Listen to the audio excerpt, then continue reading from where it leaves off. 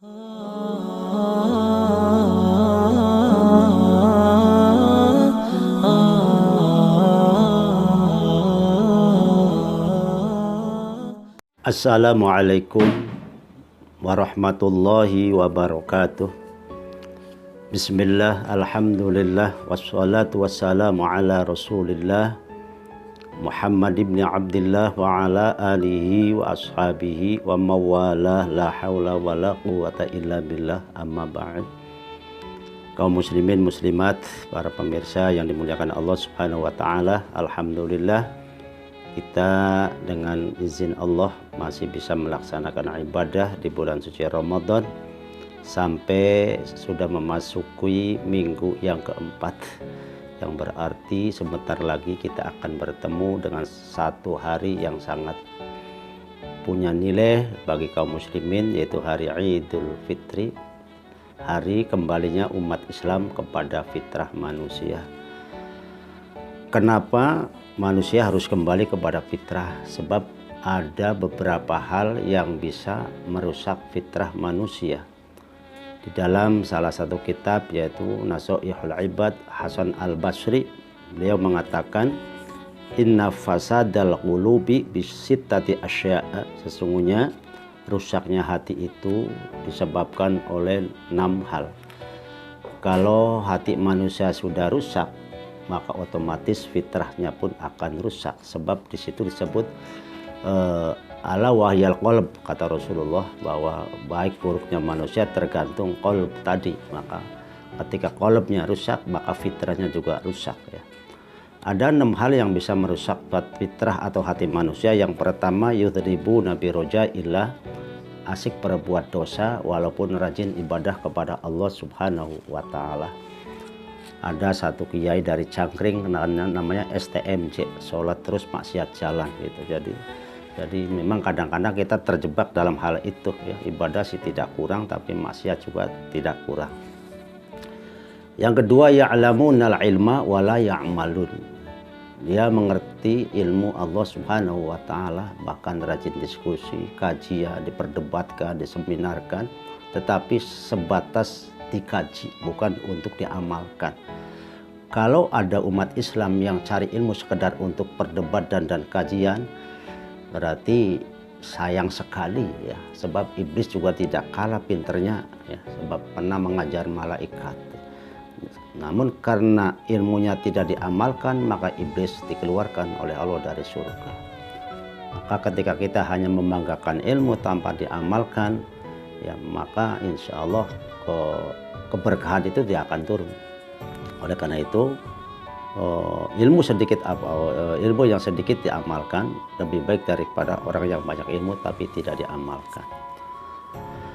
Lantas yang ketiga, wa idza amilu la yakhlisun, juga bisa menjadi perusak qalbun atau perusak fitrah, ibadah yang tidak disertai dengan ikhlas ya. Mereka mengamalkan ilmu ya. Seperti sodakoh adalah anjuran Al-Quran, mereka amalkan sodakoh. Zakat juga anjuran Al-Quran, mereka amalkan zakat. Membantu fakir miskin dan lain sebagainya, kalau motivasinya bukan karena Allah, itu tidak akan membawa keberkahan ya.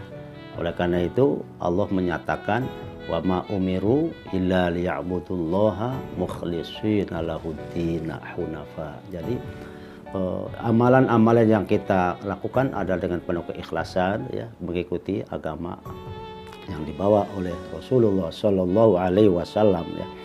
Maka Al-Ghazali mengatakan semua manusia akan binasa kecuali orang yang berilmu. Orang yang berilmu akan binasa kecuali ilmunya diamalkan, dan orang yang mengamalkan ilmu pun akan binasa kecuali disertai dengan ikhlas ya.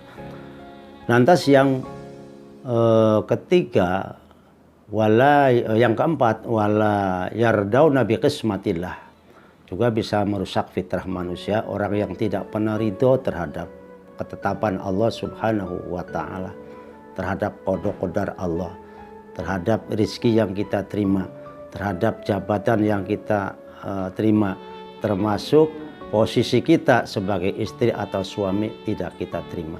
Itu juga akan bisa merusak fitrah manusia. Wala yardawna bi qismatillah. Lantas yang kelima, ya'kuluna wa yashrabuna wa la yashkurun. Mereka makan minum setiap hari namun tidak mau mensyukuri nikmat Allah Subhanahu wa taala.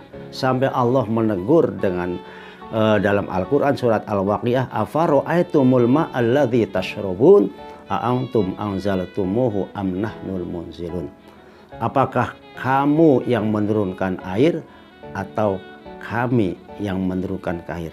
Air yang setiap hari kamu minum, makanan yang setiap hari kamu makan. Lantas yang keenam yang bisa merusak fitrah, yadfanuna mautahum ma la ya'tabirun. Mereka sering menyaksikan orang yang dikubur karena telah meninggal dunia namun tidak bisa diambil takbirnya, tidak mampu mengambil pelajaran dari kematian seseorang. Padahal kata Nabi, kafa bil mauti wa'idon, kematian seseorang itu menjadi nasihat yang paling lengkap. Nah, ketika kita fitrah sudah rusak, bagaimana upaya kita untuk mengembalikan fitrah? Nah, Ramadan ini adalah satu sarana untuk mengembalikan fitrah umat Islam. Syekh Ibrahim Al-Khawasi di dalam kitab Al-Adhkar An-Nawawi, kalau tidak salah halaman 71, mengatakan ada 5 hal yang bisa mengembalikan fitrah atau bisa mengobati hati. Yang pertama, qiraatul Quran bitadabbur, membaca Al-Quran dengan penuh perenungan.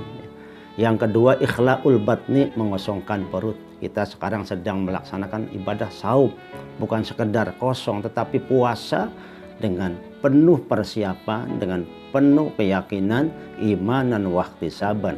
Ini juga sangat kita rasakan. Maka apa manfaat puasa yang dapat kita rasakan? Ya tentu kalau puasanya kita maksimal, manfaatnya juga maksimal. Salah satunya bisa mengantarkan kepada fitrah. Yang ketiga, qiyamul lail, sholat di waktu malam, sholat sunnah. Di bulan Ramadan ini hampir semua musola dan masjid digunakan untuk tarawih. Walaupun sekarang dalam keadaan pandemi 19, tapi masih banyak yang melaksanakan. Artinya sekalipun mereka tidak di masjid, di musola, di rumah tetap melaksanakan sholat tarawih dalam qiyamul lail. Lantas zikrul layal, zikru fil lail. Yang keempat, zikir di malam hari. Alhamdulillah di bulan Ramadan Allah mengingatkan wabil ashari hum yastaghfirun. Mereka ketika sahur bukan sekedar makan dan minum, tetapi mereka juga sholat malam, mereka tadarus, mereka ambil air wudhu, mereka mohon ampun kepada Allah Subhanahu wa ta'ala. Lantas yang kelima, suhbatus sholihin, sering bergaul dengan orang-orang soleh, sering mendapat pencerahan, sering mendengarkan pengajian, sering mendengarkan nasihat.